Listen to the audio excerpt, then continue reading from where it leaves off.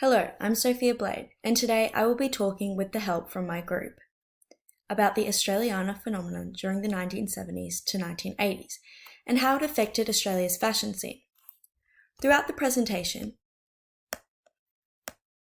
we will analyse what happened during the Australiana phenomenon and how it has affected Australian fashion.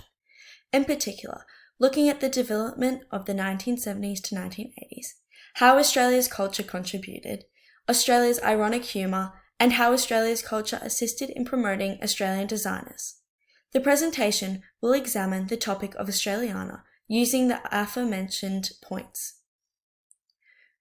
During the time of the Australiana movement in the 1970s to the 1980s, there was a massive push for culture, social and political change, which led to a large transformation in the Australian fashion scene. Throughout this time, it was mainly looked at as a chance to involve many of Australia's main cultural aspects into Australian fashion. This trend was formed in search for a national symbolic identity within Australia, which was being heavily pushed by many creative individuals. Before this, Australia's fashion scene was barely considered a thing.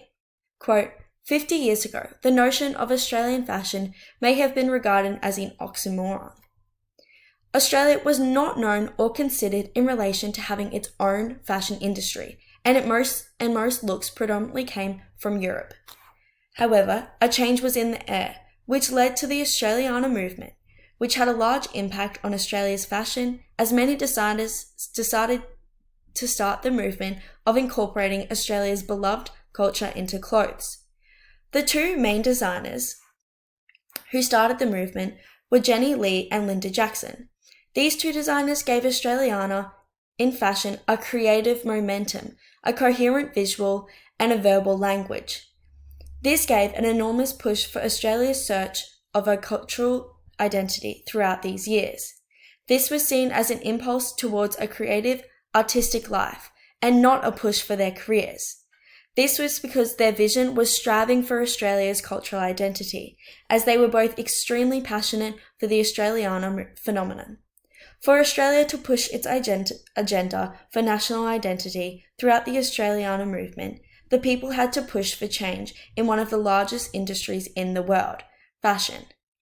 This led to the Australian designers contributing many of Australia's modern-day culture, as well as many contributions from the Aboriginal history of Australia.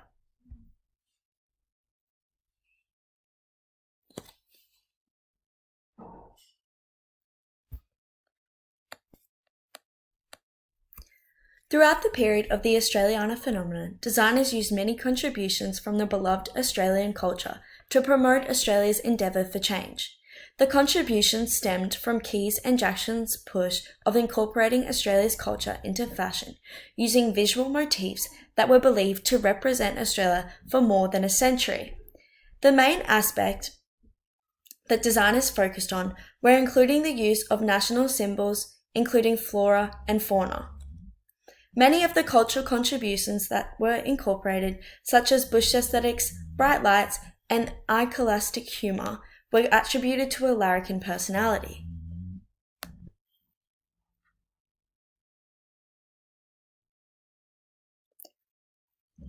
Which was an essential element of Australian cultural identity. This trend affected many types of clothing, from high fashion to sports clothing within the country. This trend was even reached by designer scholar Anne-Marie Williams, who then started to include many references to flora and fauna in her clothing.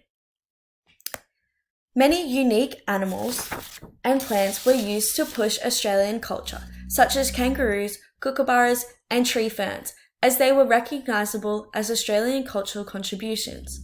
Although many original cultural attributions were used in this time, many more modern cultural contributions were incorporated into the clothes. This included many iconic Australian phenomena, such as Vegemite, the Sydney Opera House, and the Harbour Bridge. Throughout this period, there was a focus of adding many contributions from Aboriginal culture, as it has a rich, vibrant, and long-lasting history within Australian culture. Many Aboriginal art motifs were incorporated into clothing throughout this time. These included boomerangs, Aboriginal shields, and Aboriginal art conventions. These were all significant symbols within the Aboriginal culture and demonstrate the richness of such culture. During this period, many clothing trends also came about, which also pushed the laid-back lifestyle that Australia was recognised and appreciated for. This included many inspirations from hippie fashion, such as bell-bottom jeans, flares, flowing fabrics, as well as having numerous contributions from the Australian culture. There was also various other early fashion characteristics that were also involved in the movement.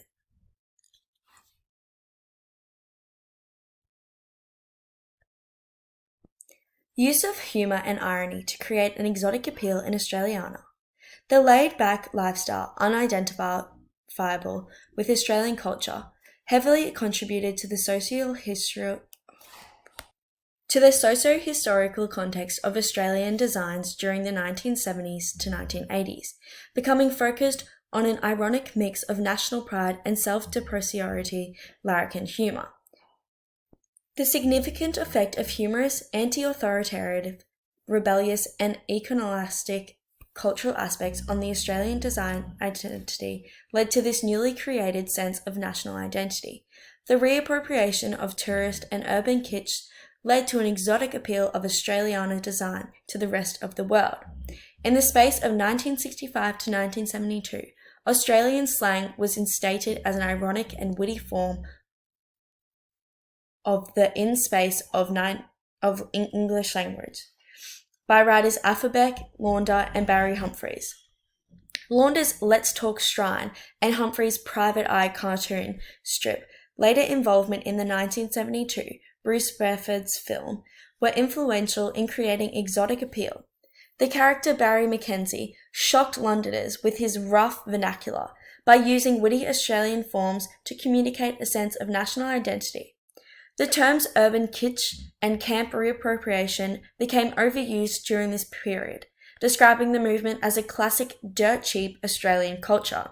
The term ochre refers to an Australian who speaks and acts in a rough and uncultivated manner, who uses a broad Australian accent or strine, which corresponds to the design aesthetic of Australian artists and activists Peter Tully, shamelessly appropriating kitsch tourist themes in his work. A larrikin camp inflection on his design is seen through the use of Aboriginal minifigures, Vegemite label, beer mug, meat pie, and boomerang, objects of adornment in his jewellery. This combined with his cheap production methods of hand painting and laser cutting and materials such as plastic change saw the shameless appropriation of kitsch tourist themes, snubbing previous elite notions and cultural quality in Australian designs. Tully's work follows urban Australian vernacular themes, as does Jenny Bannister's Opera House mini dress of the 1979, also employing the ironic reappropriation of tourist kitsch, with the Australian landscape elements of flora and fauna being celebrated in other forms of Australiana design. The unrefined and rough nature of the Australian landscape corresponds to the meaning of the ochre expression, the obvious deterrence from previous Eurocentric notions of good taste and class are evident during this period. Early Australian fashion characteristics. The reappropriation of early Australiana motifs can be seen in the previously mentioned use of emu gum leaves, gum nuts, kookaburras, and koalas by Peter Tully in his 1970 to 1980 scented works, following the themes of featuring national flora and fauna in design. Eurocentric notions were adopted by the colonial elites and privileged Australians in the mid-1800s, but a counterpoint to this arose in the early colonial period, when a locally inflected identity rose to popularity in design, better communicating the Australian difference and an early communication of national personality in dress. Characteristics of early Australiana fashion began with the specificity of flora and fauna, being regarded as unique markers of place by artists, colonists, and natural history collectors. One of the earliest examples of this form, 1860 by colonial artist Nicolas Chevalier, featured the lyrebird feather and fern motifs in a fancy dress costume design. However, such design motifs of this period were strictly confined to a fancy dress and adornment, specifically jewellery and other accessories. Featuring a cluster of indigenous pear, tree fern, and banksia, a brooch created in 1860 by Hogarth and Urshan jewellers saw Australian flora used as a design motif. The adoption of decorative designs based on Australiana motifs of flora and fauna was contributed to by Lucien Henry.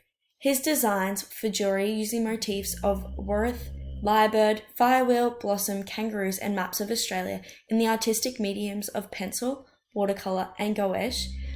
Other matchable artists include Maud Wadsworth Smith, Margaret Hope, and Miss Patty Moult. Moult notably designed a machine-made lace collar in 1910, which employed a design featuring two kangaroos encircled by a branch of an apple tree, the fruit which was a Tasmanian export staple at the time. The socio-historical context for future design developments can be drawn back to a sense of historicism embodying the earlier colonial design period. In conclusion, the beginning of the Australian phenomenon in the early colonial period and its continuation into the late 1970s to 1980s has long been seen as the desperate search for a national identity. The adoption of the idea of genius loci, creative spirit of place, into the Australian culture resurrected during this time has always been strong in Australian art and culture. The idea of a national personality interest is communicated through the tendency of using humour and ironic Australian national pride in designs to create an exotic appeal. Early Australiana characteristics of flora and fauna in design, the development from 1970 through to 1980 of the Australiana phenomenon, and the cultural contributions and promotion. From the early examples during the colonial period and onwards, a fashionable trend toward use of national symbols pre-mated Australian dress at all levels and created the Australiana phenomenon as we know it.